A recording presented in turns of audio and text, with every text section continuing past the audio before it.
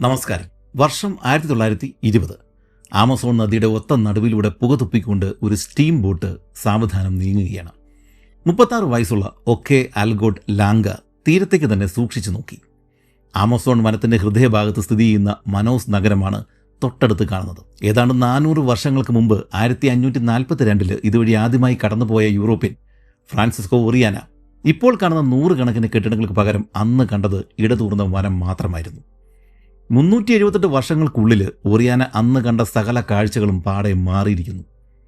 അന്നത്തെ നിബിഡ വനത്തിന്റെ സ്ഥാനത്ത് Swedish American സാഹസികനായ ലാംഗയുടെ മുന്നിൽ ഇപ്പോൾ കാണുന്ന മനോസ് നഗരം വികസിച്ചു വന്നതിൻ്റെ പിന്നിൽ കറയൊഴുകുന്ന ഒരു വൃക്ഷമാണുള്ളത്, റബ്ബർ. 20-ാം നൂറ്റാണ്ടിന്റെ തുടക്കത്തിൽ ലോകം വ്യാവസായികമായിട്ട് മുന്നോട്ട് കുതിക്കുമ്പോൾ ആ കുതിപ്പിന് ശക്തി പകർന്നിരുന്ന ഒരു അത്ഭുത വസ്തുവായിരുന്നു റബ്ബർ. ആ റബ്ബറിന്റെ ലോകത്തിലെ ഏറ്റവും വലിയ സ്രോതസ്സായിരുന്നു ആമസോൺ മഴക്കാടുകൾ.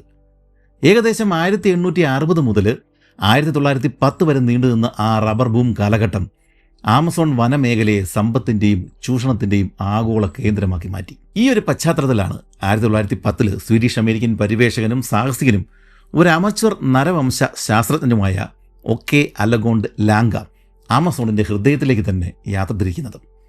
അദ്ദേഹത്തിന്റെ ലക്ഷ്യങ്ങൾ വ്യക്തമായിരുന്നു.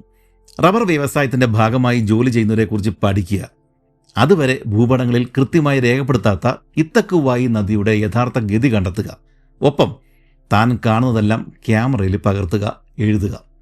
ലാംഗയുടെ യാത്ര കേവലം ഒരു സാഹസികന്റെ ഉല്ലാസയാത്രയൊന്നും ആയിരുന്നില്ല. അത് അന്നത്തെ ആഗോള സമ്പദ് വ്യവസ്ഥയുടെ ഭാഗം തന്നെയായിരുന്നു. റബ്ബറിനായുള്ള അടങ്ങാത്ത ആർത്തിയാണ് അദ്ദേഹത്തെ പോലെയുള്ളവരെ ഇത്തരം കൊടുങ്കാടുകളിലേക്ക് നയിച്ചത്. ബ്രസീലിന്റെയും പെറുവിന്റെയും അതിർത്തിയിലൂടെ കുതിച്ചു പായുന്ന അക്കാലത്ത് അജ്ഞാതവും അപകടം നിറഞ്ഞതുമായിട്ടുള്ള ജവാരി അല്ലെങ്കിൽ യവാരി നദീതടത്തിലേക്കായിരുന്നു ലാംഗിന്റെ യാത്ര. അദ്ദേഹം ഈ ചൂഷണ വ്യവസ്ഥയുടെ ഒരു നിരീക്ഷകൻ മാത്രമായിരുന്നില്ല, മറിച്ച് അതിന്റെ ഭാഗം കൂടിയായിരുന്നു. അൽഗോട്ട് ലാംഗ തന്റെ കയ്യിലിരിക്കുന്ന കത്തിലേക്ക് വീണ്ടും വീണ്ടും നോക്കി.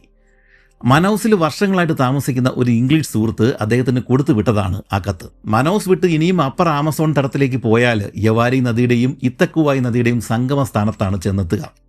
ഇതുവരെയും മാപ്പ് ചെയ്യപ്പെടാത്ത ആ ഭാഗങ്ങളിൽ മഞ്ചറോമ എന്നൊരു വർഗമാണ് അധിവസിക്കുന്നത്.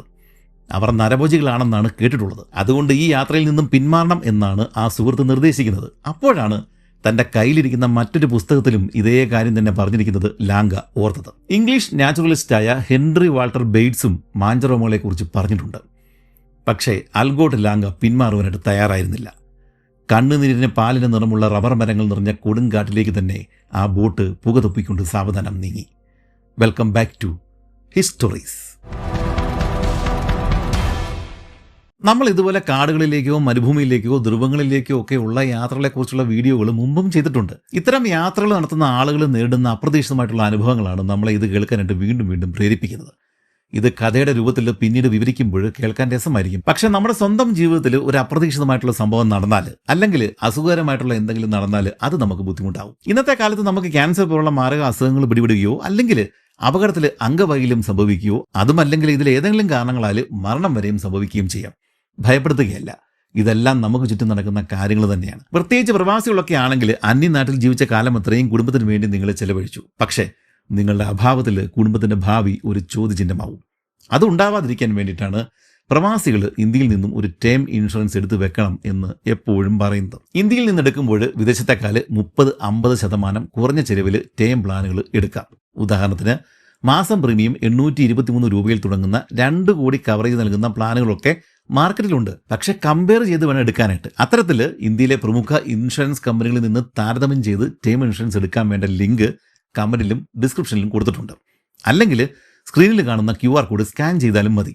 എടുക്കുമ്പോൾ പക്ഷേ ശ്രദ്ധിക്കണം, നിങ്ങൾ ഫിനാൻഷ്യലി സെറ്റിൽ ആകുന്ന കാലം വരെയെങ്കിലും, അല്ലെങ്കിൽ നിങ്ങളുടെ കുട്ടികളുടെ വിദ്യാഭ്യാസം, അവരുടെ ജോലി, ഇതൊക്കെ നോക്കി ആ കാലം വരെയെങ്കിലും കവറേജ് കിട്ടുന്ന രീതിയിൽ പ്ലാനുകൾ എടുക്കാനായിട്ട് ശ്രദ്ധിക്കുക.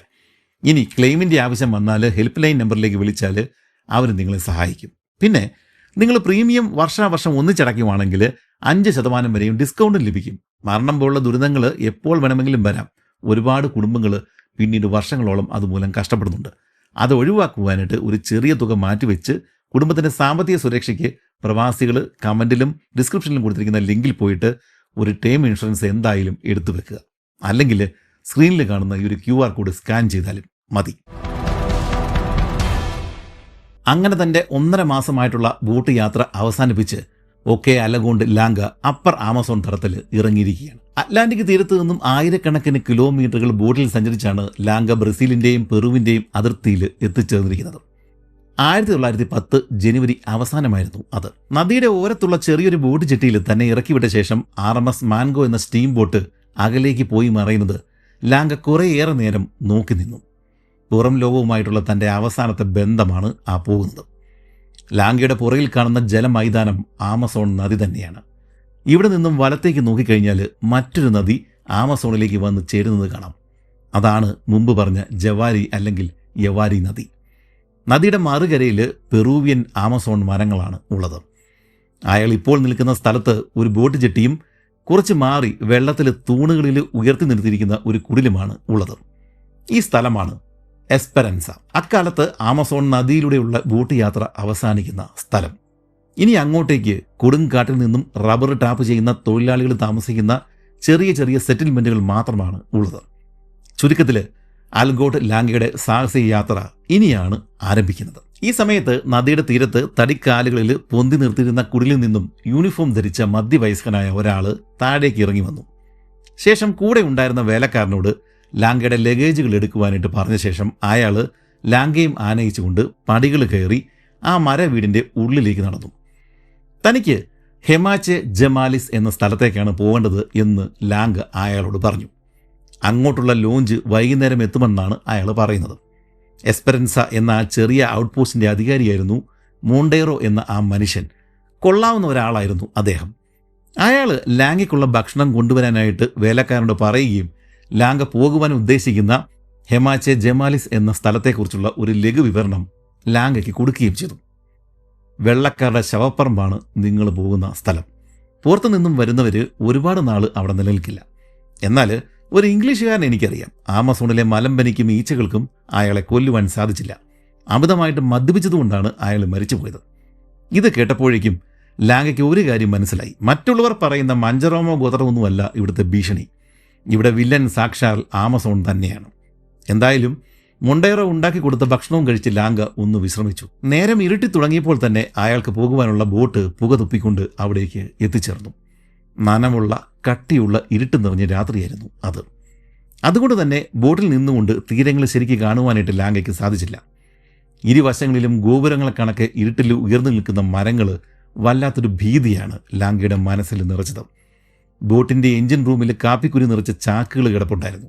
രാത്രി അതിൻ്റെ മുകളിൽ കിടന്നാണ് അദ്ദേഹം ഒരു വിധത്തിൽ കഴിഞ്ഞുകൂടിയത്. മണിക്കൂറുകൾ കഴിഞ്ഞപ്പോഴേക്കും അതുവരെയും വിസിൽ ഊതിക്കൊണ്ട് പുക തുപ്പിയിരുന്ന ബോട്ട് നിശബ്ദമായത് കണ്ടുകൊണ്ടാണ് ലാംഗ ഉണർന്നത്. ബോട്ട് ഒരു തീരത്ത് അടുത്തിരിക്കുകയാണ്. തീരത്തോട് ചേർന്ന് തന്നെ വൃത്തിഹീനമായിട്ടുള്ള കുറച്ച് കുടിലുകൾ കാണുന്നുണ്ട്. അവിടെയും ഇവിടെയുമായിട്ട് കുറച്ച് റാന്തലുകൾ ആരോ കത്തിച്ചു വെച്ചിട്ടുണ്ട്. വരാന്തകളിൽ തൂക്കിയിട്ടിരിക്കുന്ന ഊഞ്ഞാൽ കട്ടിലുകളിൽ സിഗരറ്റ് വലിച്ചുകൊണ്ട് ആരൊക്കെയോ അശ്രദ്ധമായിട്ട് ഇരിക്കുന്നതും കാണാം. ഒരാവശ്യവുമില്ലാതെ ഏതോ നായ്ക്കൾ ഇരുട്ടിൽ കിടന്ന് കുരയ്ക്കുന്നുണ്ട്. അതിനകമ്പടിയായിട്ട് തവളകളും ചീവിടുകളും അത്യുച്ചത്തിൽ കരയുകയാണ്. ലാംഗ തൻ്റെ സാധനങ്ങളുമായിട്ട് ആ ഗ്രാമത്തിലെ ആകെയുള്ള തെരുവിലേക്ക് ഇറങ്ങി. നദിയുടെ തീരത്തിനും നിരനിരയായിട്ട് നിൽക്കുന്ന വീടുകൾക്കും ഇടയിലുള്ള ചെളി നിറഞ്ഞ സ്ഥലമാണ് ഈ ഗ്രാമത്തിലാകെയുള്ള തെരുവ്. അവസാനം ഒക്കെ അലഗോട്ട് ലാംഗ തൻ്റെ ലക്ഷ്യസ്ഥാനത്ത് എത്തിച്ചേർന്നിരിക്കുകയാണ്. ഇനി കുറേയേറെ മാസങ്ങൾ അപ്പർ ആമസോണിലെ ഈ ഒറ്റപ്പെട്ട കാട്ടുഗ്രാമത്തിലാണ് അയാൾ കഴിയേണ്ടത്. ഇതാണ് ഹെമാച്ചെ ജമാലിസ് എന്ന സകല തിന്മകളുടെയും അവസാനം. അഴുക്കും ചെളിയും നിറഞ്ഞ ആ തീരത്തുകൂടി കുറച്ച് അലയുകയും അന്വേഷിക്കുകയും ചെയ്ത ശേഷമാണ് ലാംഗ തൻ്റെ പരിചയക്കാരനായിട്ടുള്ള ഡോക്ടറെ കണ്ടെത്തിയത്. ആഗസ്തോ എന്ന് പേരെഴുതി വെച്ചിട്ട് തടിപ്പലകളും അയൺ ഷീറ്റുകളും വെച്ചുണ്ടാക്കിയ ഒരു ഷെഡിലായിരുന്നു അയാൾ ഇരുന്നിരുന്നത്. ആ കാട്ടുഗ്രാമത്തിലെ ഹോട്ടലായിരുന്നു അത്. 100 കണക്കിന് മൈലുകൾ സഞ്ചരിച്ച് അപ്പർ ആമസോണിൻ്റെ ഇത്രയും ഉള്ളിലേക്ക് കയറി കിടക്കുന്ന ഈ പ്രൗഢഗംഭീരമായിട്ടുള്ള സ്ഥലത്ത് എത്തിയതല്ലേ. ഇനി അല്പനേരം ഇരിക്കുക എന്ന മട്ടിലാണ് 4 കാലും ഒരേപോലെ നിലത്തുറയ്ക്കാത്ത ഒരു കസേര ചൂണ്ടിക്കാട്ടിയിട്ട് ഈ ഡോക്ടർ ലാംഗയോട് ഇരിക്കുവാൻ ആംഗ്യം കാണിച്ചത്. വെള്ളവും ചെളിയും അഴുക്ക് നിറഞ്ഞ ആ സ്ഥലത്ത് രാത്രി ഇങ്ങനെയാണെങ്കിൽ പകൽ എന്താവും എന്നായിരുന്നു ലാംഗയുടെ ചിന്ത. ഇവിടെ കാലുകുത്തിയ നിമിഷം തന്നെ കാലിൽ ഉറുമ്പുകളും തലയിൽ കൊതുകുകളും ആക്രമണം തുടങ്ങിക്കഴിഞ്ഞിരിക്കുന്നു. ഇതാണ് ഹെമാച്ചെ ജമാലിസ് അഥവാ സകല തിന്മകളുടെയും അവസാനം. 20-ാം നൂറ്റാണ്ടിൻ്റെ തുടക്കത്തിൽ നിലവിലുണ്ടായിരുന്നതും ഇന്ന് നിലവിലില്ലാത്തതുമായിട്ടുള്ള ഒരു ആമസോൺ കുടിയേറ്റ ഗ്രാമം. ഇത് പറയുമ്പോൾ നമ്മുടെ ഇടുക്കിയിലും വയനാട്ടിലൊക്കെയുള്ള പഴയ കുടിയേറ്റ ഗ്രാമങ്ങളാവും നിങ്ങളുടെ മനസ്സിലേക്ക് കടന്നു വരിക. എങ്കിൽ ആ ചിത്രം ഇപ്പോഴേ മായ്ച്ചു കളഞ്ഞേക്കുക. ഈ ഗ്രാമത്തിൻ്റെ പേര് തന്നെ സകല തിന്മകളുടെയും അവസാനം എന്നാണ്. ഇവിടെയാണ് OK അലഗോട്ട് ലാങ്കയുടെ കൂടെ നാം ഇനി കുറച്ച് നാളുകൾ ചിലവഴിക്കുവാനായിട്ട് പോകുന്നത്. വെറും മരക്കുറ്റികളിൽ ഉയർത്തി നിർത്തിയിരിക്കുന്ന ഒരു ഗ്രാമമായിരുന്നു അത്. മഴക്കാലത്ത് നീര് വന്ന് വീർക്കുന്ന ആമസോൺ നദികൾ തന്നെയാണ് ഈ ഗ്രാമത്തെ മരക്കുറ്റികളിൽ ഉയർത്തി നിർത്തിയിരിക്കുന്നത്. ബ്രസീലിൻ്റെ അപ്പർ ആമസോൺ വന്യതയിൽ മനുഷ്യവാസമുള്ള അവസാനത്തെ തുരുത്താണ് ഈ ഗ്രാമം. ആമസോൺ നദീതടത്തിൽ വർഷാവർഷം ഉണ്ടാകുന്ന അതിഭീകരമായ വെള്ളപ്പൊക്കത്തിൽ നിന്ന് രക്ഷപ്പെടുവാൻ വേണ്ടിയിട്ട് പൂർണ്ണമായും തൂണുകളിൽ നിർമ്മിച്ചതായിരുന്നു ഈ മാലിസ് എന്ന ഗ്രാമം. പ്രകൃതിയുടെ അതിശക്തമായ കരങ്ങളിൽ മനുഷ്യൻ്റെ നിലനിൽപ്പ് എത്രത്തോളം ദുർബലമാണ് എന്ന് ആ ഗ്രാമത്തിൻ്റെ ഘടന തന്നെ വിളിച്ചു പറയുന്നുണ്ടായിരുന്നു. 47 ദിവസങ്ങൾ കൊണ്ട് 2200 മൈലുകൾ താണ്ടിയാണ് 1920 ലാങ്ക ഇവിടെ എത്തിച്ചേർന്നിരിക്കുന്നത്. അപ്പർ ആമസോണിൻ്റെ ഭൂപടം നോക്കിക്കഴിഞ്ഞാൽ ലാങ്ക ഇപ്പോഴെവിടെയാണ് എത്തിച്ചേർന്നിരിക്കുന്നത് എന്ന് കണ്ടെത്തുവാനായിട്ട് വളരെയധികം ബുദ്ധിമുട്ടാണ്. ആമസോണും 100 കണക്കിന് പോഷക നദികളും അവയുടെ ഉപനദികളും തോടുകളും കാടുകളും ദ്വീപുകളും എല്ലാം ചേർന്ന് കുഴഞ്ഞു മറിഞ്ഞു കിടക്കുന്ന ഒരു സ്ഥലമാണിത്. എങ്കിലും ഈ ഒരു ഇമേജിൽ നിന്ന് ആവശ്യമില്ലാത്തതെല്ലാം മാറ്റിക്കഴിഞ്ഞാൽ, ഒഴിവാക്കിയാൽ നമുക്ക് വ്യക്തമായ ഒരു ചിത്രം ലഭിക്കും. ബ്രസീലിയൻ ആമസോണിലൂടെ ബോട്ടിൽ പടിഞ്ഞാറോട്ട് പെറൂവിയൻ അതിർത്തിയിലേക്കാണ് ലാങ്ക സഞ്ചരിച്ചത്. അവിടെ പെറൂവിയൻ അതിർത്തിക്ക് തൊട്ടു മുമ്പ് ജവാരി അല്ലെങ്കിൽ യവാരി എന്ന പോഷക നദി ആമസോണിലേക്ക് ഇടത്തുവശത്ത് നിന്നും വന്നു ചേരുന്നുണ്ട്. യവാരി ആമസോണിലേക്ക് വന്നു ചേരുന്ന ഭാഗം ബ്രസീലിലാണ് ഉള്ളത്. ലാങ്ക അവിടെ വെച്ച് ആമസോൺ വിട്ട് ഇടത്തോട്ട് ഈ യവാരി നദിയിലേക്കാണ് കയറിയത്. യവാരി ആമസോണിലേക്ക് ചേരുന്നതിന് തൊട്ടു മുമ്പ് തന്നെയാണ് ഇത്തക്കുവായി എന്ന നദി യവാരിയിലേക്ക് വന്നു ചേരുന്നത്. ഈ സംഗമ സ്ഥാനത്ത് ഇത്തക്കുവായുടെ നദിയുടെ തീരത്താണ് ലാങ്ക ഇപ്പോൾ എത്തിയിരിക്കുന്ന ഹെമാച്ചെ ജമാലിസ് എന്ന ഗ്രാമം ഉള്ളത്. അതായത് യവാരി ഇത്തക്കുവായി നദികളുടെ സംഗമ സ്ഥാനത്താണ് അദ്ദേഹം ഇപ്പോൾ എത്തിയിരിക്കുന്നത്. ഇവിടെ നിന്നും ആമസോൺ നദിയിലേക്കും അധിക ദൂരമില്ല. ഇത്രയും ഉള്ളിലേക്ക് കയറിയിട്ട് മനുഷ്യൻ എത്തിപ്പെടുവാൻ വളരെ പ്രയാസമേറിയ ഈ സ്ഥലത്ത് എങ്ങനെയാണ് ഇതുപോലൊരു സെറ്റിൽമെൻറ്റ് ഉണ്ടായത്? ഇത്രയ്ക്ക് കഷ്ടപ്പെട്ട് അവരെന്തിനാണ് ഇവിടെ ജീവിക്കുന്നത്? കുറച്ച് വർഷങ്ങൾ പുറകിലേക്ക് പോയാൽ മാത്രമേ അക്കാര്യം നമുക്ക് മനസ്സിലാവുകയുള്ളൂ. 1839 റബ്ബർ പാല് കട്ടിയാക്കി വ്യാവസായികമായിട്ട് ഉപയോഗിക്കാമെന്ന് നാം തിരിച്ചറിയുന്നത്. അങ്ങനെ 1870 മുതൽ സൈക്കിളുകളിലും 1886 മുതൽ മറ്റ് വാഹനങ്ങളിലും റബ്ബർ കൊണ്ട് നിർമ്മിച്ച ടയറുകൾ ഉപയോഗിക്കാനായിട്ട് തുടങ്ങി. ഈ ടയറുകൾ നിർമ്മിക്കാൻ ആവശ്യമായ റബ്ബർ പൂർണ്ണമായും ആമസോൺ കാടുകളിൽ നിന്നാണ് അക്കാലങ്ങളിൽ വന്നിരുന്നത്. ആമസോണിലെ 2 ജനറയിൽപ്പെടുന്ന റബ്ബർ മരങ്ങളിൽ നിന്നായിരുന്നു പാല് ഉണ്ടാക്കിയിരുന്നത് അല്ലെങ്കിൽ ഉൽപ്പാദിപ്പിച്ചിരുന്നത്. ഹെവയ, കാസ്റ്റിയ എന്നിങ്ങനെയായിരുന്നു ആ ജനുസുകളുടെ പേര്. അക്കാലത്ത് ഈ 2 തരം റബ്ബർ മരങ്ങളിൽ നിന്നും പാല് സംഭരിച്ചിരുന്നു. ഇതിൽ നമ്മുടെ നാട്ടിൽ കാണപ്പെടുന്ന മരങ്ങൾ ഹെവയ വിഭാഗത്തിൽപ്പെടുന്നവയാണ്. കാസ്റ്റിയ റബ്ബർ മരങ്ങൾ വ്യാപകമല്ലാത്തതിൻ്റെ കാരണം മറ്റൊന്നാണ്. കാസ്റ്റിയ മരങ്ങൾക്കുള്ളിലെ പാലൊഴുകുന്ന റൂട്ടുകൾ അഥവാ ലാറ്റക്സ് വെസൽസ് തമ്മിൽ പരസ്പരമുള്ള കണക്ഷൻ കുറവാണ്. അതായത് കാസ്റ്റിയ മരങ്ങളുടെ ഏതെങ്കിലും ഒരു ഭാഗത്ത് ഒരു സ്ഥലത്ത് മുറിവുണ്ടാക്കിയാൽ പാല് തുടർച്ചയായിട്ട് പുറത്തേക്ക് ഒഴുകി വരില്ല. നമ്മുടെ നാട്ടിൽ കൃഷി ചെയ്യുന്ന ഹെവയ മരങ്ങൾക്കുള്ളിലെ ലാറ്റക്സ് വെസൽസ് തമ്മിൽ ഇന്റർ കണക്റ്റഡ് ആണ്. അതുകൊണ്ട് തന്നെ പാല് തുടർച്ചയായിട്ട് ഒഴുകി പുറത്തേക്ക് വരും. അതുകൊണ്ട് തന്നെ മരം മുറിച്ച് മാറ്റാതെ തന്നെ തുടർച്ചയായിട്ട് ഒരു മുറിവിൽ നിന്ന് തന്നെ പാലെടുക്കുവാനായിട്ട് നമുക്ക് സാധിക്കുകയും ചെയ്യും. എന്നാൽ കാസ്റ്റിയ മരത്തിൽ നിന്നും റബ്ബർ പാൽ എടുക്കണമെന്നുണ്ടെങ്കിൽ അതിൻ്റെ തടി മുഴുവനും നമ്മൾ അനേകം മുറിവുകൾ ഉണ്ടാക്കേണ്ടി വരും. അന്നത്തെ ബ്രസീലിയൻ റബ്ബർ ട്രാപ്പേഴ്സിന് അതിന് സമയമൊന്നും ഇല്ലാതിരുന്നുകൊണ്ട് തന്നെ കാസ്റ്റിയ മരങ്ങൾ മുഴുവനായിട്ട് വെട്ടി നിലത്തിട്ട ശേഷം പല കഷ്ണങ്ങളാക്കി മുറിച്ചിട്ട് പാലെടുക്കുകയാണ് അന്ന് ചെയ്തിരുന്നത്. ഇത് കാസ്റ്റിയ മരങ്ങളുടെ വ്യാപകമായിട്ടുള്ള നാശത്തിനിടയാക്കും. അങ്ങനെ കാലക്രമേണ റബ്ബർ ടാപ്പിംഗ് ഹെവയ മരങ്ങളിലേക്ക് പൂർണ്ണമായിട്ടും മാറി. ബ്രസീലിൻ്റെ പടിഞ്ഞാറൻ ഭാഗത്ത് അപ്പർ ആമസോൺ ഭാഗങ്ങളിലെ നിബിഡ വനങ്ങളിലാണ് ഹെവയ മരങ്ങൾ ഉണ്ടായിരുന്നത്. തുടക്കത്തിൽ ആമസോൺ തടത്തിലെ 100 കണക്കിന് നദികളുടെ തീരങ്ങളിൽ താമസിച്ചിരുന്ന നേറ്റീവ് വർഗ്ഗക്കാരാണ് വനത്തിൻ്റെ ഉള്ളിൽ നിന്നും റബ്ബർ മരങ്ങൾ കണ്ടെത്തി ടാപ്പ് ചെയ്തിരുന്നത്. ഇവരെ റിവേറിഞ്ഞോസ് എന്നാണ് വിളിച്ചിരുന്നത്. വെള്ളപ്പൊക്കത്തെ ഭയന്ന് തൂണുകളിൽ കെട്ടി ഉയർത്തിയ വീടുകളിൽ താമസിക്കുകയും ചെറു വള്ളങ്ങളിൽ പോയിട്ട് റബ്ബർ ടാപ്പ് ചെയ്തുകൊണ്ട് വരികയും ചെയ്യുകയാണ് ഈ റിവറിഞ്ഞോസ് ചെയ്തിരുന്നത്. എന്നാൽ റബ്ബറിൻ്റെ ആവശ്യം കൂടിയതോടെ ടാപ്പിങ്ങിനായിട്ട് കൂടുതൽ ആളുകളെ ആവശ്യമായി വന്നതോടെ നാട്ടുകാരായിട്ടുള്ള ബ്രസീലിയൻസ് ഈ അപ്പർ ആമസോൺ ഭാഗങ്ങളിലേക്ക് കുടിയേറുവാനായിട്ട് തുടങ്ങി. ആമസോൺ വഴി സ്റ്റീം ബോട്ടുകളിൽ ആയിരക്കണക്കിന് തൊഴിലാളികളാണ് അപ്പർ ആമസോൺ വനത്തിലേക്ക് വന്നു തുടങ്ങിയത്. അവരിൽ പലർക്കും പണവും രാഷ്ട്രീയ സ്വാധീനമൊക്കെ ഉള്ളവരായിരുന്നു. അതുകൊണ്ട് തങ്ങളുടെ ഈ പണവും ആൾബലവും ഒക്കെ ഉപയോഗിച്ചിട്ടാണ് അവർ ബ്രസീലിയൻ ആമസോണിലെ റബ്ബർ വ്യവസായത്തിൽ തങ്ങളുടെ മേധാവിത്വം ഉറപ്പിച്ചത്. അവരെ പോർട്ടുഗീസ് ഭാഷയിൽ സെറിൻഗലിസ്റ്റാസ് എന്നാണ് വിളിച്ചിരുന്നത്. ഈ മുതലാളിമാർക്ക് വേണ്ടി റബ്ബർ ടാപ്പ് ചെയ്തിരുന്ന തൊഴിലാളികളെ സെറിൻഗൈറൂസ് എന്നാണ് വിളിക്കുക. ഈ സെറിൻഗൈറൂസ് റബ്ബർ ട്രാപ്പ് ചെയ്തുകൊണ്ടിരുന്ന തൊഴിലാളികൾ അവർ താമസിച്ചിരുന്ന ഒരു ഔട്ട് പോസ്റ്റാണ് നമ്മുടെ ഒക്കെ അലഗോഡ് ലാങ്ക ഇപ്പോൾ എത്തിപ്പെട്ടിരിക്കുന്ന ഹെമാചെ ജമാലിസ്. സെറിൻഗൈറോ എന്ന പേരിൽ റബ്ബർ ട്രാപ്പ് തൊഴിലാളിയായി ജമാലിസ് പോലുള്ള വിദൂര പ്രദേശങ്ങളിൽ കുടുംബസമേതം എത്തിപ്പെടുന്ന റബ്ബർ ട്രാപ്പർ ഒരിക്കലും വിട്ടുപോകാനായിട്ട് ഇവിടെ നിന്ന് പോകാൻ പറ്റാത്ത ഒരു ഊരാക്കുടുക്കിലാണ് ചെന്നുപെടുന്നത്. സെറിൻഗലിസ്റ്റാസ് എന്ന മുതലാളിമാർ അവർ കൊടും വിലയ്ക്കാണ് ഇത്തരം ഔട്ട് പോസ്റ്റുകളിൽ ഭക്ഷണം ഉൾപ്പെടെയുള്ള അവശ്യ സാധനങ്ങൾ എത്തിച്ചു കൊടുക്കുന്നത്. സെറിൻഗൈറൂസ് എത്ര കാലം പണിയെടുത്താലും കിട്ടുന്ന ശമ്പളം വെച്ചിട്ട് താൻ വാങ്ങുന്ന സാധനങ്ങളുടെ കടം വീട്ടി തീർക്കുവാനായിട്ട് സാധിക്കില്ല. ഇത്തരം ഡെപ്റ്റ് സ്ലേവറിയെ അവിയാമെന്തോ എന്നാണ് വിളിച്ചിരുന്നത്. ആമസോൺ കാടുകളുമായിട്ട് യാതൊരു മുൻകാല പരിചയം പോലും ഇല്ലാതെ ഇവിടെ വന്നു പെട്ടുപോകുന്ന സെറിൻഗൈറൂസിന്റെ കാര്യം വലിയ കഷ്ടമാണ്. ഇവർ വരുന്നതിന് മുമ്പ് റബ്ബർ ട്രാപ്പ് ചെയ്തിരുന്ന നേറ്റീവ് ട്രൈബ്സുകളായിട്ടുള്ള റിവേറിഞ്ഞോൺസിന് ഉണ്ടായിരുന്ന കാട്ടിലെ പരിചയ സമ്പത്ത്, കൂടെയുള്ളവരുടെ പിന്തുണ തുടങ്ങിയ ഒന്നും തന്നെയും ഉണ്ടായിരുന്നില്ല. ഇവിടെയുള്ള ജീവികളെയും രോഗങ്ങളെയും എങ്ങനെ കൈകാര്യം ചെയ്യണമെന്ന് പോലും അവർക്കറിയില്ലായിരുന്നു. ചുരുക്കത്തിൽ ഇത്തരം ഔട്ട് പോസ്റ്റുകളിൽ മരണം നിത്യേന നടക്കുന്ന സാധാരണ സംഭവങ്ങളിൽ ഒന്ന് മാത്രമായിരുന്നു. ഇനി നമുക്ക് ഹെമാചെ ജമാലിസ് എന്ന സെറ്റിൽമെൻറ്റിലേക്ക്, നമ്മുടെ ഈ ലാങ്കയുള്ള സെറ്റിൽമെൻറ്റിലേക്ക് മടങ്ങി വരാം. റബ്ബർ ടാപ്പ് ചെയ്യുന്ന മാസങ്ങളിൽ ഗ്രാമത്തിലെ ആണുങ്ങൾ വള്ളങ്ങളിൽ കയറിയിട്ട് ദൂരെയുള്ള കാടുകളിൽ റബ്ബർ ടാപ്പിങ്ങിനായിട്ട് പോകും. ടാപ്പിങ്ങും പാല് കട്ടയാക്കലും മറ്റും അവിടെ തന്നെയാണ് നടക്കുക. എന്നാൽ മഴക്കാലം വരുന്നതോടെ ടാപ്പിംഗ് മുടങ്ങുകയും ആമസോണിലെ 2/3 ഭാഗങ്ങളും വെള്ളത്തിൻ്റെ അടിയിലാകുകയും ചെയ്യും. അപ്പോഴാണ് അവർ ഈ ഹെമാചെ ജമാലിസ് പോലുള്ള സെറ്റിൽമെൻറ്റിലേക്ക് മടങ്ങി വരിക. ആ സമയം ഈ ഗ്രാമവും വെള്ളത്തിൽ മുങ്ങിപ്പോകും. അതൊഴിവാക്കുവാനാണ് മരത്തൂണുകളിൽ വീടുകൾ ഉയർത്തി കെട്ടിയിരിക്കുന്നത്.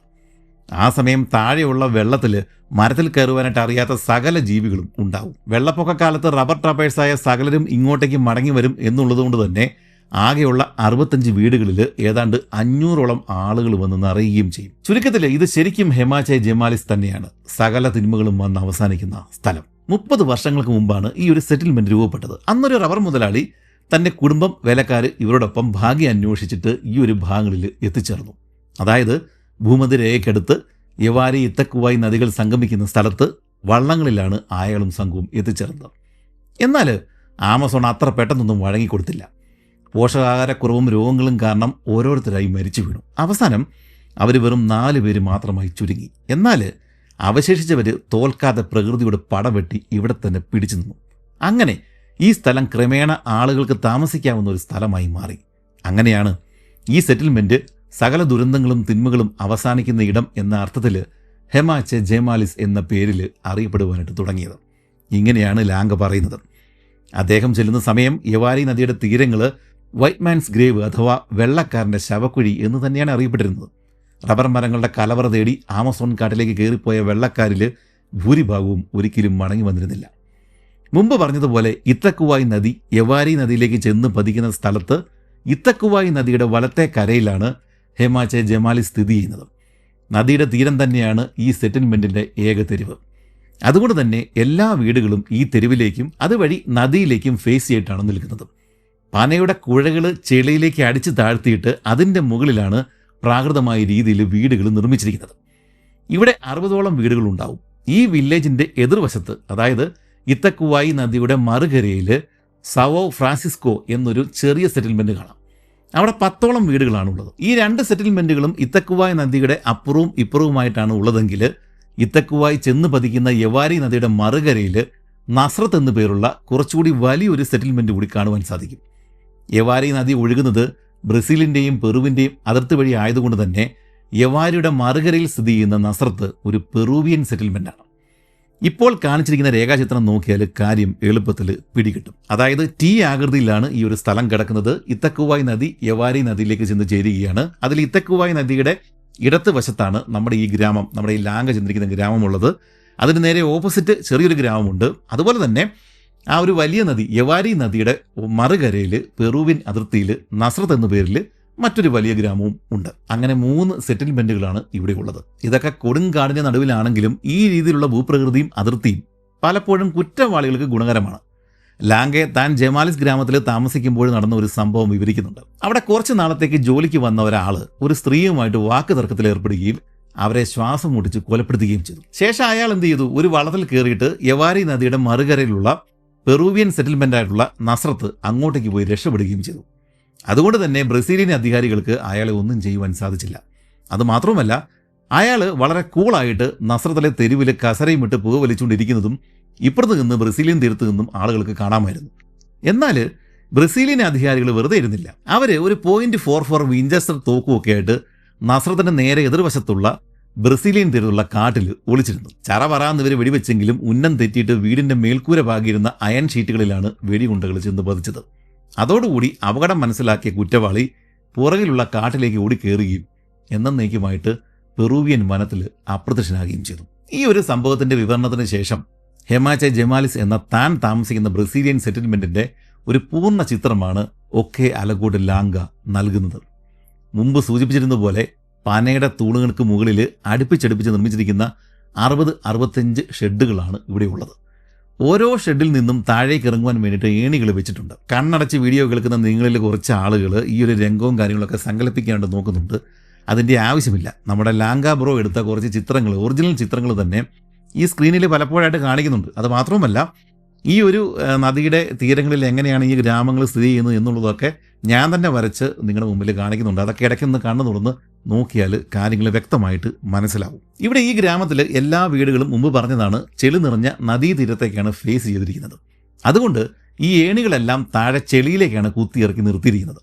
ഇതേ കാരണം കൊണ്ട് തന്നെ വീടുകളുടെ താഴെ കുറച്ച് ഭാഗത്ത് വിസ്കിയുടെയും ജിന്നിന്റെയും ബോട്ടിലുകൾ കഴുത്ത് മണ്ണിനടിയിലാക്കി തലകുത്തി ചെളിയിൽ കുത്തിയിറക്കി വെച്ചിട്ടുണ്ട്. വെള്ളപ്പൊക്കക്കാലത്ത് 7 അടിയോളം ഉയരത്തിൽ വെള്ളം വന്നാലും ഈ ലാഡറുകൾ താഴെ ചെളിയിൽ ഉറച്ചു നിൽക്കുവാൻ വേണ്ടിയിട്ടാണ് ഇങ്ങനെ ചെയ്തിരിക്കുന്നത്. കൂടാതെ ചെളിയിൽ ചവിട്ടി നടക്കാതിരിക്കാൻ വേണ്ടിയിട്ട് നിലത്ത് പനയോലകളും മറ്റും വിതറിയിട്ടുമുണ്ട്. മിക്ക വീടുകളുടെയും മേൽക്കൂരകൾ ഈ ഷീറ്റുകളും പനയുടെ ഓലകളും കൊണ്ടൊക്കെയാണ് മറച്ചു വെച്ചിരിക്കുന്നത്. ഒരു മുറി, അടുക്കള, ഇത്രയുമാണ് ഒരു ഷെഡിൽ ഉള്ളത്. വെള്ളം പൊങ്ങിയാൽ ഒരു വീട്ടിൽ നിന്നും അടുത്ത വീട്ടിലേക്ക് പോകുവാനായിട്ട് ഈ ലാഡർ വഴി വെള്ളത്തിലേക്ക് ഇറങ്ങി വരേണ്ട ആവശ്യമൊന്നുമില്ല. വീടുകളുടെ പുറകു വഴി എല്ലാ ഷെഡുകളെയും ബന്ധിപ്പിച്ചുകൊണ്ട് ഒരു പാലം നിർമ്മിച്ചിട്ടുണ്ട്. അതുവഴി നിലത്തിറങ്ങാതെ ഈ 60-65 വീടുകളിലേക്കും പോകാനായിട്ട് സാധിക്കും. വവ്വാലി, എലി, പൂച്ച, പാമ്പ്, വഴുതാര തുടങ്ങിയ ജീവികൾ സകല ഷെഡുകളിലെയും മേൽക്കൂരകളിൽ സ്ഥിരമായിട്ട് താമസിക്കുന്നുണ്ട്. വീടുകളുടെ താഴെയുള്ള ചെളിയിൽ പന്നികളും ആടുകളും പോലുള്ള വളർത്തുമൃഗങ്ങളാണ് വിലസുന്നത്. ഇത് വേനൽക്കാലത്തെ അവസ്ഥയാണ്. വെള്ളം പൊങ്ങിയാൽ മുമ്പ് പറഞ്ഞ സകല ജീവികളും ഷെഡുകളുടെ ഉള്ളിലേക്ക് കയറി വരും. ആകെയുള്ള ഒരു മുറിയിൽ ആടുകളുടെയും പന്നികളുടെയും കൂടെയാവും പിന്നീടുള്ള ജീവിതം. അവറ്റകൾ മുമ്പ് കിടന്നിരുന്ന ഷെഡുകളുടെ അടിഭാഗത്തേക്ക് വെള്ളം കയറിങ്ങി വരികയും അവിടേക്ക് മുതലകളും പാമ്പുകളും മീനുകളും കയറി വരികയും ചെയ്യും. അതായത് മഴക്കാലത്ത് മേൽക്കൂരയ്ക്ക് മുകളിൽ പെരുമഴ, മേൽക്കൂരയുടെ പൊത്തുകൾക്കിടയിൽ പൂച്ച ഉൾപ്പെടെയുള്ള ചെറു ജീവികൾ, ഭിത്തികളിൽ പല്ലി, പാറ്റ, പഴുതാര പോലുള്ള മറ്റ് ജീവികൾ, മുറിക്കുള്ളിൽ വളർത്തു മൃഗങ്ങളായിട്ടുള്ള പന്നിയും ആടും പോത്തും കോഴിയും. ഈ ഒരു തറയ്ക്ക് താഴെ ഫ്ലോറിന് കീഴിൽ വെള്ളത്തിൽ പാമ്പ് മുതലയും മീനുകളും. ഇനി വലിയ വെള്ളപ്പൊക്കമാണ് വരുന്നതെങ്കിൽ വെള്ളം ഈ ഷെഡുകൾക്കുള്ളിലേക്ക് കയറും. കുട്ടനാട് ജീവിക്കുന്നവർക്ക് ഈ ഒരു രംഗം കൃത്യമായിട്ട് റിലേറ്റ് ചെയ്യാൻ സാധിക്കും. ഈ സീനിൽ മുതലയില്ല എന്ന് മാത്രം. ഇനി ഈ വില്ലേജിലെ ഏറ്റവും വലിയ ഷെഡ് എന്ന് പറയുന്നത് ലാംഗ ആദ്യം ചെന്ന് കയറിയ അഗസ്തോ എന്ന് പറയുന്ന ഹോട്ടലാണ്. കാരണം ഇതിന് മുകളിൽ ഒരു നില കൂടിയുണ്ട്. ഇതിനോട് ചേർന്നിട്ട് തന്നെ സർക്കാർ ജീവനക്കാർ താമസിക്കുന്ന ഷെഡ്, അത് തിരിച്ചറിയാൻ വേണ്ടിയിട്ട് നീല നിറമാണ് അടിച്ചിരിക്കുന്നത്. പിന്നെ പോസ്റ്റ് ഓഫീസ്, അതിന് മഞ്ഞ നിറമാണുള്ളത്. ഒടുക്കം ഷെഡുകളൊക്കെ അവസാനിക്കുന്ന സ്ഥലത്ത് പെയിന്റ് ഒന്നും അടിക്കാതെ ഒരു ഷെഡുണ്ട്. അതാണ് പള്ളി. പോസ്റ്റ് ഓഫീസിലേക്കുള്ള കത്തുകളും സർക്കാർ ഉത്തരവുകളും പിന്നെ ഇവർക്കുള്ള അവശ്യ സാധനങ്ങളും ഒക്കെ ആയിട്ട് 5 ആഴ്ച കൂടുമ്പോഴാണ് ഒരു സ്റ്റീം ബോട്ട് ഇവിടെ എത്തിച്ചേരുന്നത്. നമ്മുടെ നായകൻ മിസ്റ്റർ ഒക്കെ അലഗോഡ് ലാംഗ അങ്ങേര് ഇവിടെ എത്തിച്ചേരുന്ന സമയത്ത് ഈ ഷെഡൊന്നും കാലിയായിട്ടുണ്ടായിരുന്നില്ല. അതുകൊണ്ട് തന്നെ അദ്ദേഹം ഈ പറയുന്ന അഗസ്തോ എന്ന് പറയുന്ന ഹോട്ടലിലാണ് താമസിച്ചിരുന്നത്. ഇതിന് 2ാം നില ഉണ്ടെങ്കിലും അങ്ങോട്ടാരും കയറാറില്ല എന്നാണ് ലാംഗ പറയുന്നത്. കാരണം അവിടെ എലികളും മറ്റ് ജീവികളും ഓടി നടക്കുന്ന ശബ്ദം താഴെ ഇരുന്നാൽ തന്നെ കേൾക്കാൻ സാധിക്കും. ഇനി എന്തെങ്കിലും അങ്ങോട്ടേക്ക് കയറേണ്ടി വന്നാൽ തൻ്റെ വിഞ്ചസ്റ്റർ തോക്കുമായിട്ട് മാത്രമേ കയറൂ എന്നാണ് ലാംഗ ഉറപ്പിച്ച് പറയുന്നത്. അത് എലിയെ ഭയന്നിട്ടല്ല, മറിച്ച് ഭൂമിയിലെ ഏറ്റവും ഭാരം കൂടിയ വലിപ്പമേറിയ ഗോലിയാത്ത് ബേർഡ് ഈറ്റർ എന്ന ഇനം 8 കാലികളും കൂടി അവിടെ ഉണ്ട് എന്ന് ഇദ്ദേഹത്തിന് മനസ്സിലായതുകൊണ്ടാണ്. പേര് പോലെ സ്ഥിരമായിട്ട് പക്ഷികളെ പിടികൂടി ശാപ്പിടുന്ന ഭീകരന്മാരൊന്നുമല്ല ഈ പറയുന്ന ഗോലിയാത്ത് ബേർഡ് ഈറ്റർ. 18ാം നൂറ്റാണ്ടിൽ ജീവിച്ചിരുന്ന ജർമ്മൻ എൻഡമോളജിസ്റ്റായിരുന്ന മരിയ സിബില്ല ഒരു കോപ്പർ എൻഗ്രേവിൽ ഈ 8 കാലുകൾ ഒരു ഹമ്മിങ് ബേർഡിനെ ഭക്ഷിക്കുന്നതായിട്ട് ചിത്രീകരിച്ചിട്ടുണ്ട്. അങ്ങനെയാണ് ഇവയ്ക്ക് ഗോലിയാത്ത് ബേർഡ് ഈറ്റർ എന്ന പേര് വീണത്. പക്ഷെ അങ്ങനെയൊക്കെ ആണെങ്കിലും ഇവറ്റകൾ വളരെ അപൂർവമായിട്ട് മാത്രമാണ് ഇത്തരം ഈ പക്ഷി ബേർഡ് ഈറ്റിങ്ങിന് ആ ഒരു സാഹസത്തിന് മുതിരാറുള്ളൂ. ഈ അഗസ്തോ ഹോട്ടലിൻ്റെ താഴത്തെ നിലയിൽ മുന്നിലും പുറകിലുമായിട്ട് 2 വലിയ റൂമുകളാണ് ഉള്ളത്. ഇരുവശങ്ങളിലും 4 വീതം വേറെ 8 റൂമുകൾ കൂടിയുണ്ട്. അതെല്ലാമാണ് ഇവിടുത്തെ ബെഡ്റൂമുകൾ. ഇതൊന്നും ശരിക്കുള്ള റൂമുകളല്ല, മറിച്ച് പഴയ ക്ലാസ് റൂമുകളിൽ തടി കൊണ്ടുള്ള സ്ക്രീനുകൾ വെച്ചിട്ട് ക്ലാസ് രണ്ടായിട്ട് തിരിക്കുന്നത് ഓർമ്മയില്ലേ? അത്തരം മാറ്റാവുന്ന സ്ക്രീനുകൾ വെച്ചിട്ടാണ് ഈ റൂമുകൾ തിരിച്ചിരിക്കുന്നത്. ചുരുക്കത്തിൽ സീറോ പ്രൈവസി. ലാങ്ക കിടക്കുന്ന റൂമിലൊഴികെ മറ്റ് സ്ഥലങ്ങളിൽ പന്നികളും ആടുകളും സ്ഥിരമായിട്ട് കയറി കിടക്കാറുണ്ട്. റൂമിൻ്റെ ഉള്ളിൽ കിടക്കാനായിട്ട് പക്ഷേ കട്ടിലല്ല ഉള്ളത്. 2 കൊളുത്തുകളിൽ തൂക്കിയിട്ടിരിക്കുന്ന ഊഞ്ഞാൽ കട്ടിലായിട്ടുള്ള ഹമ്മക്കാണ് ഇവിടെ ഉള്ളത്. വശങ്ങളിൽ ഈ ചെറിയ ചെറിയ സ്ക്രീനുകളാണല്ലോ വെച്ചിരിക്കുന്നത്. ഇനി നിലത്താണെങ്കിലോ നിലം പാകിയിരിക്കുന്നത് പലകകളാണ്. പക്ഷേ ഈ പലകൾക്കിടയിൽ നല്ല വിടവുകളുണ്ട്. അതുകൊണ്ട് തന്നെ മഴക്കാലത്ത് വെള്ളത്തിലൂടെ മുതലകൾ നീങ്ങുന്നത് ബെഡ്റൂമിൽ ഇരുന്നുകൊണ്ട് തന്നെ താഴേക്ക് നോക്കിയാൽ കാണാനായിട്ട് സാധിക്കും. മുന്നിലെ വലിയ റൂമാണ് ഡൈനിങ് റൂം. 2 മേശകൾ അവിടെ ഇട്ടിട്ടുണ്ട്. ആളുകൾ അവിടെ ഇരുന്നാണ് ഭക്ഷണം കഴിക്കുക. വെള്ളം പൊങ്ങുമ്പോൾ ചിലപ്പോൾ ഇതിൻ്റെ ഉള്ളിലും കയറും. അപ്പോൾ സാധനങ്ങളുമായിട്ട് വരുന്ന വള്ളം നേരെ ഡൈനിങ് ഹാളിലേക്ക് കയറി വന്നാണ് അരിയും പഞ്ചസാരയും ഒക്കെ ഡെലിവറി ചെയ്യുന്നത്. മുമ്പ് പറഞ്ഞതുപോലെ നമ്മുടെ നാട്ടിലെ താഴ്ന്ന സ്ഥലങ്ങളിൽ ജീവിക്കുന്നവർക്ക് ഇത് എളുപ്പത്തിൽ റിലേറ്റ് ചെയ്യാൻ സാധിക്കും. അതുപോലെ തന്നെ ആളുകളെ, ഇവിടെ വരുന്ന റബ്ബർ ടാപ്പേഴ്സിനെ ഇത്തരം നരകത്തിൽ തളച്ചിടുന്നതിൻ്റെ പ്രധാന കാരണം സാധനങ്ങളുടെ അമിത വിലയാണ് എന്ന് മുമ്പ് പറഞ്ഞിരുന്നു. വെള്ളം കയറുന്ന അപ്പർ ആമസോണിൽ കൃഷിയൊന്നുമില്ല. വേട്ടയും മീൻപിടുത്തവും അല്ലാതെ ഇവിടുത്തെ നേറ്റീവ്സിനും കൃഷിയൊന്നും അറിയില്ല. ചുരുക്കത്തിൽ സകലതും വൻ വില കൊടുത്ത് തന്നെ വാങ്ങണം. അന്ന് ന്യൂയോർക്കിൽ 8 സെൻറ്റ് വിലയുണ്ടായിരുന്ന കണ്ടൻസ്ഡ് മിൽക്കിൻ്റെ ക്യാനിന് ഇവിടെ $1.25 ആയിരുന്നു എന്നാണ് ആ സമയത്തെ വിലയെന്നാണ് ലാങ്ക പറയുന്നത്. മിക്ക വസ്തുക്കൾക്കും 10 ഇരട്ടിയായിരുന്നു വിലയുണ്ടായിരുന്നത്. അദ്ദേഹം അതിൻ്റെ ഒരു ലിസ്റ്റ് തന്നെ തൻ്റെ ബുക്കിൽ രേഖപ്പെടുത്തിയിട്ടുണ്ട്. ആളുകൾ വളർത്തുന്ന ആടിനെയും പന്നിയെയും കശാപ്പ് ചെയ്താൽ മാത്രമേ വില കുറവിൽ ഇറച്ചി ലഭിക്കുകയുള്ളൂ. മഴക്കാലത്ത് സ്ലോട്ടർ ചെയ്യുവാൻ തന്നെയാണ് അവർ ഇത്തരം മൃഗങ്ങളെ വളർത്തിയിരുന്നത്. നദിയിൽ മീനുകളുണ്ട്, പക്ഷേ കഴിക്കുവാൻ കൊള്ളാവുന്നത് കുറവാണ് എന്നാണ് ലാങ്ക പറയുന്നത്. കൂടാതെ ഇവിടെ ഇപ്പോൾ താമസിക്കുന്ന ആളുകളെല്ലാം ഇവിടെ ഉള്ളവരല്ലല്ലോ, ഇത് കാടല്ലേ. അവരെല്ലാം പുറത്തുനിന്ന് വന്നവരാണ്. അവർക്ക് റബ്ബർ ട്രാപ്പിംഗ് പോലും നേരെ ചൊവ്വേ അറിയില്ല. അതിനാലും മീൻപിടുത്തം കാര്യമായിട്ട് നടക്കുന്നും ഉണ്ടായിരുന്നില്ല. കൂടാതെ നദിയിൽ ഇറങ്ങുവാനായിട്ട് ആളുകൾക്ക് ഭയവുമായിരുന്നു. ഇവിടുത്തെ പ്രധാന ഭക്ഷണമെല്ലാം ഉണ്ടാക്കിയിരുന്നത് നമ്മുടെ മരച്ചീനി കപ്പയിൽ നിന്ന് നിർമ്മിക്കുന്ന മാവ് പൊടിയായിട്ടുള്ള ഫരീഞ്ഞ എന്നറിയപ്പെടുന്ന പൊടിയിൽ നിന്നായിരുന്നു. മരച്ചീനി അഥവാ നമ്മുടെ കപ്പയുടെ ജന്മദേശമാണല്ലോ ഈ ബ്രസീൽ. പോർട്ടുഗീസുകാരാണ് ഇത് കേരളത്തിൽ എത്തിച്ചത്. ലാങ്ക പറയുന്നത് അറക്കപ്പൊടി പോലിരിക്കുന്ന ഫരീഞ്ഞ ഇറച്ചി, സൂപ്പ്, വൈൻ, ജാം അങ്ങനെ സകല സാധനങ്ങളിലും അവരന്ന് ഉപയോഗിക്കുമായിരുന്നു എന്നാണ്. ഇത് കഴിഞ്ഞാൽ ബ്ലാക്ക് ബീൻ, അരി, ഉണക്കിയ ബീഫ്, പിന്നെ കുടിക്കുവാനായിട്ട് കട്ടൻ കാപ്പി, ഇതൊക്കെയായിരുന്നു ലാങ്ക താമസിച്ചിരുന്ന അഗസ്തോ ഹോട്ടലിലെ മെനു. തുടർച്ചയായി 5 മാസങ്ങൾ ഇതേ ഭക്ഷണം കഴിച്ചിട്ട് ലാങ്ക ആകെ അവശനായി പോവുകയും ചെയ്തു. ഇങ്ങനെ ഈ ഒരു രീതിയിൽ ഇവിടെയുള്ള ആളുകളുടെ ജീവിതം ഏത് രീതിയിലായിരുന്നു, അവരുടെ സോഷ്യൽ ലൈഫ് എങ്ങനെയൊക്കെ ആയിരുന്നു എന്ന് വരച്ച് കാട്ടുവാൻ വേണ്ടിയിട്ട് ലാങ്ക താൻ അഗസ്തോ ഹോട്ടലിൽ താമസിച്ചിരുന്ന സമയത്തുണ്ടായ ഒരു സംഭവം വിശദമായിട്ട് പറയുന്നുണ്ട്. ഈ പറയാൻ പോകുന്ന സംഭവം ശരിക്കും മനസ്സിലാക്കുവാൻ വേണ്ടിയിട്ടാണ് ഈ ഹോട്ടലിന്റെ ശരിക്കുള്ള ചിത്രം നിങ്ങളോട് മുന്നേ പറഞ്ഞത്. ഒരു ദിവസം ഉച്ച കഴിഞ്ഞിട്ട് ആ സെറ്റിൽമെന്റിലെ ഒരു സ്ത്രീയുടെ 3 മാസം പ്രായമുള്ള കുഞ്ഞിന് പെട്ടെന്ന് എന്തോ അസുഖം പിടിച്ചു. പേരിനൊരു ഡോക്ടർ അവിടെ ഉണ്ടായിരുന്നുവെങ്കിലും മരുന്നും സൗകര്യങ്ങളും ഒന്നും ഇല്ലാത്തത് കൊണ്ട് തന്നെ അയാൾ നിസ്സഹായനായിരുന്നു. തന്റെ കുഞ്ഞ് മരിക്കുമെന്ന് ആ സ്ത്രീക്ക് ഏതാണ്ട് ഉറപ്പായി. അവരുടെ ഭർത്താവ് ദൂരെ വനത്തിനുള്ളിൽ റബ്ബർ ടാപ്പിങ്ങിനായിട്ട് പോരുന്നതുകൊണ്ട് തന്നെ അവർ വീട്ടിൽ തനിച്ചായിരുന്നു ഉണ്ടായിരുന്നത്. അതുകൊണ്ട് തന്നെ വാവിട്ട് നിലവിളിക്കുന്ന ആ കുഞ്ഞുമായിട്ട് സെറ്റിൽമെന്റിലെ ഏക പബ്ലിക് പ്ലേസ് ആയിട്ടുള്ള നമ്മുടെ ഈ അഗസ്തോ ഹോട്ടലിലേക്ക് അവർ കടന്നു വന്നു. മുമ്പ് പറഞ്ഞതുപോലെ തന്നെ മുന്നിൽ 2 ടേബിളുകൾ ഇട്ടിരുന്ന വലിയ റൂമിലാണ്, ആ റൂമാണ് ഡൈനിങ് ഹാള്. ഇതിൻ്റെ ഇരുവശങ്ങളിലും സ്ക്രീനുകൾ കൊണ്ട് തിരിച്ച ഊഞ്ഞാൽ കട്ടിലുകൾ തൂക്കിയിട്ടിരിക്കുന്ന മുറികളാണല്ലോ ഉള്ളത്. അതിലൊന്നാണല്ലോ നമ്മുടെ ലാങ്ക കിടക്കുന്നത്. ഈ സ്ത്രീ എന്ത് ചെയ്തു, ആ കുഞ്ഞിനെ ആ മുറികളിൽ ഒന്നിലെ ഹാമോക്കിൽ ആ ഒരു ഊഞ്ഞാലുകട്ടിലിൽ കിടത്തി.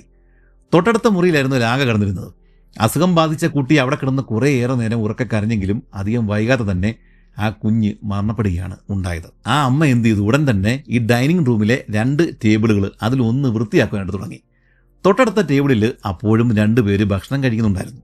ഉടൻ തന്നെ ആരോ ഒരാൾ ഒരു വെളുത്ത തുണി കൊണ്ടുവരികയും കുട്ടിയെ അതിൽ പൊതിഞ്ഞെടുത്തിട്ട് രണ്ടാമത്തെ ഇപ്പോൾ വൃത്തിയാക്കി ആ മേശയിൽ കൊണ്ടുവന്ന് കിടത്തുകയും ചെയ്തു. കുട്ടി മരിച്ചതറിഞ്ഞിട്ട് ആളുകൾ സാവധാനം അങ്ങോട്ടേക്ക് വന്നു തുടങ്ങി. ചിലർ കുട്ടിയെ കിടത്തിരുന്ന മേശയ്ക്ക് ചുറ്റിനും ആദരസൂചകമായിട്ട് മരത്തിന്റെ ഇലകൾ കൊണ്ട് വെക്കുകയും ചെയ്തു. ആണുങ്ങൾ എന്ത് ചെയ്തു, അവർ ഒഴിഞ്ഞ മദ്യക്കുപ്പികൾ കൊണ്ടുവന്നിട്ട് അതിൻ്റെ ഉള്ളിൽ മെഴുകുതിരികൾ കത്തിച്ചു വെച്ച ശേഷം ഈ ടേബിളിന്റെ ചുറ്റും വശങ്ങളിൽ വെക്കുകയും ചെയ്തു. ഇതെല്ലാം നടക്കുമ്പോഴും തൊട്ടടുത്തുള്ള 2ാമത്തെ മേശയിലിരുന്ന് ആളുകൾ ഭക്ഷണം കഴിക്കുന്നുണ്ടായിരുന്നു. രാത്രി ആയതോടെ കൂടുതൽ ആളുകൾ അങ്ങോട്ടേക്ക് എത്തിത്തുടങ്ങി. ലാങ്കയ്ക്ക് ഇതൊരു പുതിയ അനുഭവമായിരുന്നു. ഇതേ ഹോട്ടലിൽ കഴിഞ്ഞ മഴക്കാലത്ത് മുട്ടറ്റം വെള്ളത്തിലിരുന്നാണ് അയാൾ ഭക്ഷണം കഴിച്ചത്. അങ്ങേര് കിടന്നിരുന്ന ഊഞ്ഞാൽക്കട്ടിലിന്റെ തൊട്ട് താഴെ വരെയും അന്ന് വെള്ളം ഉയർന്നിട്ടുണ്ടായിരുന്നു. അപ്പോഴൊന്നും തോന്നാതിരുന്ന അത്ഭുതമാണ് ലാങ്കയ്ക്ക് ഈ കാഴ്ച കണ്ടപ്പോൾ തോന്നിയത്. കുട്ടിയെ കാണാൻ വരുന്നവരിൽ ചിലർ തൊട്ടടുത്ത ടേബിളിലിരുന്ന് ഭക്ഷണം കൂടി കഴിക്കുന്നത് കണ്ടതോടെയാണ് ലാങ്ക ഞെട്ടിയത്. കുട്ടി ജീവനോട് ഇരുന്നപ്പോൾ അങ്ങനെയൊന്നും അവിടെ ഉണ്ടായിരുന്നു എന്ന് പോലും തിരക്കാതിരുന്ന ആളുകളാണ് ഇപ്പോൾ ഉപചാരം അർപ്പിക്കാനായിട്ട് എത്തിയിരിക്കുന്നത്. ഇത് നടക്കുമ്പോഴൊക്കെ കുട്ടിയുടെ അമ്മ മുറിയുടെ മറ്റൊരു മൂലയിൽ ഇരുന്നു കൊണ്ട് ഒരു വികാരവുമില്ലാതെ പുക വലിക്കുന്നുണ്ടായിരുന്നു. ഇതേ സമയം കിച്ചൺ ബോയ് ആളുകൾക്ക് ചൂട് കാപ്പിയും ബിസ്ക്കറ്റും വിതരണം ചെയ്യുവാൻ തുടങ്ങി. സ്ത്രീകളാണ് ഈ ഒരു അവസരം കൂടുതൽ ആസ്വദിച്ചത് എന്നാണ് ലാംഗയ്ക്ക് തോന്നിയത്. പ്രത്യേകിച്ച് ഒരു വിശേഷ ദിവസങ്ങളും ഇല്ലാത്ത ഈ ഒരു കാട്ടുമൂലയിൽ വീണ് കിട്ടിയ ഈ ഒരു അവസരം അവർ നന്നായിട്ട് തന്നെ വിനിയോഗിച്ചു. സകല സ്ത്രീകളും അവരുടെ കൈവശം ഉണ്ടായിരുന്നതിൽ ഏറ്റവും വൃത്തിയുള്ള വസ്ത്രങ്ങൾ അണിഞ്ഞാണ് ഹോട്ടലിൽ കുട്ടിയെ കാണുവാനായിട്ട് എത്തിയത്. അതും കഴിഞ്ഞ് ബിസ്ക്കറ്റും കോഫിയും കുടിച്ച ശേഷം അവർ കൂട്ടം കൂടി നിന്ന് വർത്തമാനം പറയുവാനും തുടങ്ങി. സകലരും തങ്ങൾ എന്തിനാണ് ഇവിടെ കൂടിയത് എന്ന കാര്യമേ മറന്നുപോയി. ഇതിനിടെ ആണുങ്ങൾ പതിവ് പോലെ വിസ്കിയും ബിയറും സംഘടിപ്പിക്കുകയും അവിടെയും ഇവിടെയും എല്ലാം കൂടിയിരുന്നിട്ട് ചീട്ട് കളിക്കാനായിട്ട് തുടങ്ങുകയും ചെയ്തു. ആ കുട്ടിയുടെ ശരീരം വെച്ചിരുന്ന ഡൈനിങ് റൂമും ലാംഗ കിടക്കുന്ന ഈ കുടിസു മുറിയുമായിട്ട് ഒരു തകര ഷീറ്റിന്റെ വ്യത്യാസം മാത്രമേ ഉണ്ടായിരുന്നുള്ളൂ. അതുകൊണ്ട് തന്നെ അന്നത്തെ രാത്രിയിൽ ഉറങ്ങാൻ സാധിക്കില്ല എന്ന് ലാംഗയ്ക്ക് മനസ്സിലായി.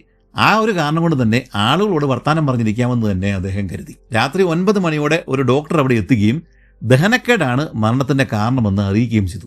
3 മാസം പ്രായമുള്ള കുട്ടിക്ക് ഉണക്കിയിറച്ചിയുടെ പൊടിയും ബ്ലാക്ക് ബീൻസും കൊടുത്തതായിരുന്നു കാരണം. നമ്മൾ കറുപ്പ് കാരമണി പയർ എന്നൊക്കെ പറയുന്ന കറുത്ത പയറുണ്ടല്ലോ, അതാണ് ഇവർ പറയുന്ന ഈ ബ്ലാക്ക് ബീൻ. ഡോക്ടർ വന്നു പോയതോടെ ആളുകൾ സാവധാനം പിരിഞ്ഞുപോയി തുടങ്ങി. വെളുപ്പിനെയാണ് കുഞ്ഞിനെ കൊണ്ടുപോകാനുള്ള ബോട്ട് എത്തിച്ചേർന്നത്. അമ്മയുടെ കൂട്ടത്തിൽ കുറച്ച് ആണുങ്ങളും സ്ത്രീകളും കൂടി ആ ഒരു ബോട്ടിലേക്ക് കയറി. യവാരി നദിയുടെ തീരത്ത് ഏതാണ്ട് പകുതി വെള്ളത്തിൽ മുങ്ങിയ നിലയിലുള്ള ഒരു സ്ഥലമുണ്ട്. അവിടെയാണ് ഈ കുഞ്ഞിനെയും ഈ സെറ്റിൽമെന്റിൽ ഇതുപോലെ മരിച്ചു വീഴുന്നവരെയും അടക്കം ചെയ്യുന്നത്. എന്തായാലും നമ്മുടെ ഈ ഒക്കെ അലകോട് ലാംഗ അവിടെ ചെന്ന് താമസിച്ചുകൊണ്ട് മാത്രമാണ് ഹെമാചെ ജമാലിസ് എന്ന ഇന്ന് നിലവിലില്ലാത്ത ഈ ഒരു സെറ്റിൽമെന്റിലെ ജീവിത രീതികൾ നമുക്ക് ഏറെക്കുറെ മനസ്സിലായതും അന്നത്തെ റബ്ബർ ടാപ്പേഴ്സിന്റെ സാഹസികം നിറഞ്ഞ ദുരന്തപൂർണ്ണമായിട്ടുള്ള ജീവിതത്തെക്കുറിച്ച് ഒരു ചിത്രം നമുക്ക് ലഭ്യമായതും. വെള്ളപ്പൊക്കക്കാലത്ത് അപ്പർ ആമസോൺ തടം മുഴുവൻ വെള്ളത്തിന്റെ അടിയിലാവും. ഇത് അമേരിക്കയുടെ വലുപ്പത്തിന്റെ ഏതാണ്ട് 1/3 ഉണ്ടാവും. അതും കൂടി അറിയുമ്പോഴാണ് ആമസോണിലെ വെള്ളപ്പൊക്കത്തിന്റെ വ്യാപ്തി നമുക്ക് മനസ്സിലാവുക.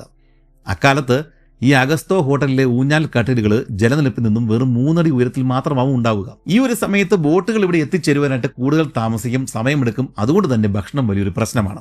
അപ്പോഴാണ് സെറ്റിൽമെന്റിലെ ആളുകൾ തങ്ങൾ വളർത്തിയിരുന്ന ആടുമാടുകളെ കൊന്നു തിന്നുവാൻ തുടങ്ങുന്നത്. വെളുപ്പിനെ 5 മണിയാകുമ്പോഴേക്കും ഒരു തോണിയിൽ കയറിയിട്ട് ദൂരെയുള്ള മറ്റേതെങ്കിലും സെറ്റിൽമെന്റുകളിൽ നിന്നും ഒരു ഇറച്ചി വെട്ടുകാരൻ ഇവിടെ എത്തും.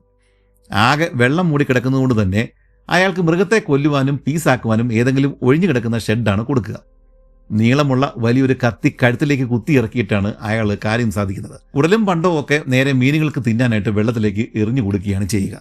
കൂടുതലും കഞ്ചീരു അഥവാ കണ്ടീരു ഇനത്തിൽപ്പെട്ട മീനുകളാണ് ഇത്തരം മാംസം കഴിക്കുവാനായിട്ട് എത്തിയിരുന്നത് എന്നാണ് ലാംഗ പറയുന്നത്. ഇത് ഒരൊറ്റ ടൈപ്പ് മീനല്ല. ആമസോണിൽ ഒട്ടനവധി തരം മീനുകൾക്ക് പൊതുവെ വിളിക്കുന്ന പേരാണ് കഞ്ചീരു എന്നത്. ഇക്കൂട്ടത്തിൽ ചിലത് മനുഷ്യ ശരീരത്തിൽ കടിച്ചു പിടിച്ച് കിടക്കാറുണ്ട്. ഹ്യൂമൻ ബൈറ്റിംഗ് കഞ്ചീരു അല്ലെങ്കിൽ കണ്ടീരു എന്നാണ് ഇത് അറിയപ്പെടുന്നത്. ഈ വിഭാഗത്തിന് ഇപ്പോഴും ഒരു ശാസ്ത്രനാമം ആയിട്ടില്ല, പഠിച്ചു വരുന്നതേ ഉള്ളൂ. മറ്റൊരു വിഭാഗം കഞ്ചീരു മീനുകൾ ദേഹത്ത് മുറിവുകൾ ഉണ്ടെങ്കിൽ അതിലൂടെ ഉള്ളിൽ കിടന്ന് രക്തം കുടിക്കുന്ന സ്വഭാവമുള്ളവയാണ്.